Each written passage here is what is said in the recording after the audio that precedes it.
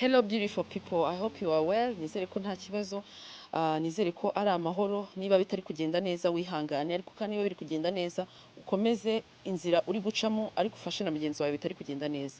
Bajya bavuga yuko ngo ikintu kinaniwe kubaho muri natire ngo gipfa, ariko buriya iyo umuntu yagerageje aratsinda, iyo utagerageje ntibikunda nyine. Ubwo iyo ugerageje ntibinatsinde urakomeza ukagerageza mpaka bikunze. Niyo mpamvu uyu munsi rero ngiye kukubwira ibintu bigiye kugufasha kugira ngo ubashe kubona amafaranga. Bibaho ko ushobora kuba ufite akazi cyangwa se nta n'akazi ufite, ariko ukaba wifuza kugira akantu runaka wakora ku ruhande, ariko ukavuga ngo nakora iki. Ngiye kubwira twa gigs cyangwa se side hustle n'ukundi kose watwita, tuntu ugomba rwose kuba wakora utangije igishoro cyo hafi ya ntacyo cyangwa se cy'amafaranga makeya, ariko ukaba wajya ubona udufaranga cyangwa se generating udufaranga duke ku ruhande kandi bikakugirira umumaro. Niba ari ibintu bigusaba gushaka skills runaka, ubwo uraza gutangira uzishake, ariko umenye ko ibyo bintu bishobora kuba byagusofa cyangwa se byaguha amafaranga mu gihe runaka, udategereje wa mushahara wawe w'ukwezi cyangwa se wa muntu w'inshuti yawe uzaguha amafaranga. Niba wirirwa wicaye mu rugo ukaba udafite akazi, ibi bintu ngiye kukubwira ndabizi neza biri buze kugufasha. Mbere ya byose rero ndagira ngo niba utaradufollowinga ku mbuga nkoranyambaga zacu zirimo Twitter, Instagram, Facebook ndetse na YouTube, ubanze ubikore. Ifashisha amazina yanjye Umuhoza Delphine, unsearching ahantu hose, ukore follow cyangwa se like aho bishoboka, ubundi tugendane ikiganiro kugira ngo hatazajya hagira n'agace na gatoya kagucika k'ibiganiro byacu. Sasa rero natinze, reka mpere ku kintu cyitwa blogging.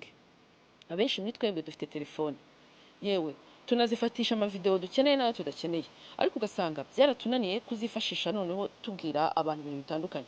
Wari uzi ko uyu munsi ushobora gutangira ibintu bijyanye na blogging cyangwa se kubwira abantu ibintu bitandukanye biri kubaho wifashishije uburyo bw'amashusho, benshi babyita vlog, cyangwa se bw'inyandiko, ngo ni blog, noneho abantu bakajya bagukurikira ukabona amafaranga.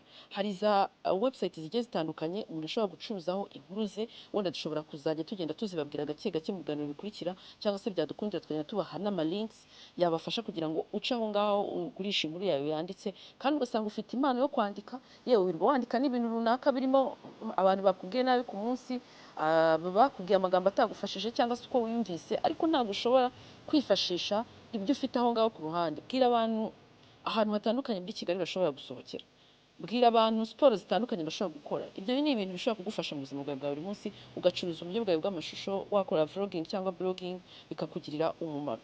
Ariko ikindi kintu nari ngiye kubwira, ushobora gusanga wowe ufite impano yo gukora nk'ikawa cyangwa icyayi kiryoshye, aho ngaho wicaye mu rugo, ariko ukaba utaba wabyifashisha kugira ngo utere imbere. Buriya ufite ubushobozi bwo kujya gusaba uburenganzira ugatangiza akantu runaka ahantu haca abantu benshi. Reka dufate urugero rworoshye, nk'ahantu hafi y'ahantu hari urusengero, abantu bashobora gusohoka saa sita bashonje, bakaba bakeneye icyayi cyo gutwara muri takeaway cyangwa ikawa, cyangwa se ahantu hafi y'ahantu hakunda kubera inama, akavuga ati kugira ngo njye kugura ikawa y'ibihumbi 5, ndagura ikawa ku muhanda Delphine ari gucuruza mu kantu runaka afite acururizamo icyayi cyangwa acururizamo ikawa. Kandi igishoro bigusaba n'iki? Ni ya majyane, ni ya mata, ni ya sukari, ni ya kawa, nta kindi. Wenda ubwo uzakenera kugura imashini cyangwa se ntunayigure mu gihe utarabona ubushobozi, utangira ucuruza gake gakeya wunguka duke, ariko bishobora kukugirira umumaro kugira ngo wirwe wicaye mu rugo nta kindi kintu ukora. Ikindi kintu nanjye kubwira, abantu benshi banasuzugura. Urabona ko mu Rwanda tumaze gutera imbere, abantu benshi basigaye bafite imbwa n'ipusi. Wari uzi ko ushobora gusaba akazi ko kujya uziwakinga cyangwa se uzizengurutsa ahantu runaka bakakwishyura ku isaha? Abantu barabikora, si aho ngaho ndabwira abasore. Hari abasore bakora siporo buri mugoroba, akirukanka akava nk'aha ngaha akagenda, ariko atazi ko ashobora gukora siporo awokinga imbwa akaninjiza n'amafaranga. Ushobora kumva ari akazi gasuzuguritse, ariko ndakubwiza ukuri ko gatunze benshi muri iyi Kigali, kandi nta muntu uzaguseka, ntawe uzakubwira ngo uyu muntu ngo kubera ari kwirukankana n'imbwa mu muhanda. Bizagufasha ahubwo wowe uzaba uri kugenerating amafaranga kugira ngo ukomeze uri broke, abantu baguseka cyangwa se wirirwa uguza amafaranga. Akandi kazi gashobora kugufasha ka side hustle cyangwa se gig ni ugutwara imodoka. Buriya niba ufite perimi yawe ukaba uzi gutwara imodoka cyangwa ukaba utaranayibona, genda uyikorere uyu munsi. Wari uzi yuko abantu benshi ushobora gutwara umuntu avuye nk'ahantu yanyweye, ukaba wakora akazi k'ubusare, ntawe uzaguseka, aho kugira ngo wirirwe wicaye mu rugo umunsi wose, uryame nijoro wirirwe uryamye usabiriza amafaranga, watwara umuntu akakwishyura ukamugeza mu rugo amahoro. Ese waba iki?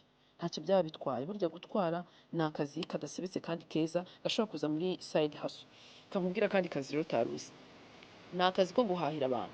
Muri uru Rwanda turimo hari abantu benshi baba bafite umwanya muto wo guhaha, agakenera kujya guhaha imboga, guhaha imbuto, guhaha ibindi bintu bitandukanye, ariko ugasanga akazi ke ntabwo kamwemerera kuba yabona uwo mwanya. Wowe tangira igira umu professional grocery shopper, uvuge ati ngewe mpahira abantu ubundi bakanyishyura amafaranga makeya. Nabonye hari abana b'abasore basigaye babikora mu masoko agiye atandukanye, aho usanga akubwira ati ariko nagutwaza, ariko uramutse unakeneye n'imboga wajya umpamagara nkazikugurira, nkazikohereza cyangwa nkanazikuzanira kandi ukamwishyura amafaranga nubwo yaba makeya, ariko urabikora ukabyoherereza umuntu. Wavugana n'abantu babiderivaringa n'ibiki n'ibiki, ariko akazi kawe kakaba ari ako guhahira umuntu. Urumva ko atari ibintu bigusaba ibintu byinshi. Ariko ikindi, ushobora no kwiga skills zitandukanye zirimo nka graphic design, ukadesigninga utuntu runaka. Ibyo bintu burya bitanga amafaranga mu gihe umuntu yakennye. Umuntu ashobora kubwira ati ngurira agakarte, nyeditingira ino foto, ntigurira aka kantu runaka, bityo ukaba waba uzi uri aho ngaho ufite skills runaka zishobora kugusova cyangwa kugutabara mu gihe waba ukennye. Ariko kandi ushobora no kuba ufite impano yo kuganiriza abantu. Ese wari uzi ko ibyo ngibyo nabyo byaguha amafaranga? Nubwo ushobora guseka umuntu ngo yagiye kuri YouTube channel aganira n'umuntu, burya biriya bintu bishobora kuba ibintu bishobora kugukiza. Niba uri umuntu uzi nko kuganiriza, ufata urugero uzi kuganiriza nk'amakupe, ushobora kugenda ugatangira gukorana n'umuntu runaka ukamubwira ati ngewe nzajya nza nganirize couple iyi, mumpa udufaranga, mumpa itike. Ejo ukongera ugatangira ukamenyekana, ubikoze kenshi gashoboka abantu bakageraho bakakumenya, washiduka usigaye ugenerating amafaranga atandukanye kandi meza mu gihe runaka, kandi uri no kunguka ubumenyi nawe ubwawe bikagufasha. Ariko ikindi, reka tujye muri art. Ufite impano yo kwandika, ushobora kuba uzi kwandika indirimbo, ushobora kuba uzi kwandika imivugo, ushobora kuba uzi gushushanya, ushobora kuba uzi kudesigninga utuntu runaka, uzi kudesigninga nk'imyenda. Ese kuki izo mpano ufite utabikoresha ukabicuruza ukabona amafaranga? Ibyo nabyo ni uburyo ushobora gutekerezaho muri uyu mwaka kugira ngo ubashe kuba nawe watera imbere. Ariko kandi hari abantu bafite impano yo kumenya gukora za publicity. Dufite ibigo byinshi bitandukanye muri uru Rwanda rwacu kandi bikeneye kwamamaza pe. Wowe uramutse ugiye ukicara ugakora script ya publicity, ukajya ugenda uvuga ati ngewe mfite script nateguye ya publicity yateza imbere iki kigo cyanyu, ndayigurisha ku mafaranga runaka, ndakubwiza ukuri ko ushaka kubona amafaranga. Ubwo rero niba wicaranye impano utari gukoresha, menya yuko bikurangiranye rwose. Hanyuma icyanyuma ndi busorezeho ni ukuba waba umu personal trainer. Hari abantu benshi babisuzugura, ariko ukasanga wowe urikoresha siporo cyangwa uzi no gukoresha n'abandi neza. Kandi kuba umu personal trainer ntabwo bisobanuye ko uzajya wirukansa abantu gusa cyangwa ubajyana muri gym. Ushobora gutangiza classe yawe ya yoga, ushobora gutangiza classe yawe ya meditation, ya tai chi n'ibindi byinshi bigiye bitandukanye. Gerageza wige exercice runaka, numara kuyimetriza neza uyitangize nk'ikintu ujya gukoresha abantu. Uzabona abantu, bizatangira bikugora ariko uzabona abantu. Izo rero ni za side hustle cyangwa se za gigs nakubwiraga ushobora gukora outside y'akazi, cyangwa se niyo nta nako waba ufite ariko ukagakora uri aho ngaho. Ubwo sinirwe mvuga bya bindi, niba ufite skills zo guteka amandazi, zo gukora amakeke, zo guteka ibiryo byiza ukaba wabiderivaringa ahandi, utwo ni utuntu twinshi ushobora gutangiriraho witonze, abantu bakakubona wenda bagusuzugura. Wari uzi ko hari abantu bazi no gupanga nk'indabo, gutegura ku meza. Ibyo byose ni ibintu ushobora kubyaza umusaruro. Tangira utekereze outside the box, uvuge ati aho kugira ngo nirwe nicaye mu rugo n'umwanya, reka nkoresha ibi bintu mfite, cyangwa niga ibi ngibi bizamfasha muri ubu buryo. Niyo waba ukorera 5,000, 20, 10, 20, gutyo gutyo ugenda uzagenda utera imbere kurushaho, nutangira ukomeza ubikora buri munsi ushyiraho consistency bizakunda. Icyo nakubwira cyo rero ni kimwe, wicika intege. Muri 2025 hari akamimi kamaze iminsi gasirikira abantu baseka ngo muri 2025 imirimo yose tuzaba tuyikora. Ukabona umuntu yize kuvura imbwa, mu kanya ukabona ari kuvura abantu, mu kandi kanya ukabona ari kumesa, mu kandi kanya ukabona yikoreye igihaza arimo aragenda agishakira umuguzi, gutyo gutyo. Ibyo byose rero nubwo ari ikintu abantu basetseho, ariko twagombye kugikuramo isomo, tukavuga tuti ese ni iyihe mpano uyu munsi ngewe mfite nakoresha kikambyarira amafaranga?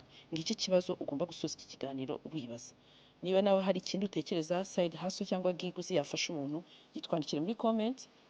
Buri muntu wese ashobora kugira ikintu runaka yigiraho, cyangwa dusangize ubuhamya bw'ibintu wowe ukora byakungukiye kandi utatekerezaga ko byari bikungukire, kugira ngo bifashe umuntu wese ukurikiye iki kiganiro. Reka nkwifuze rero kugubwa neza, ibisigaye murabizi neza ko turi kumwe. Ikiganiro kindi ubwo naho ubutaha. Ciao ciao.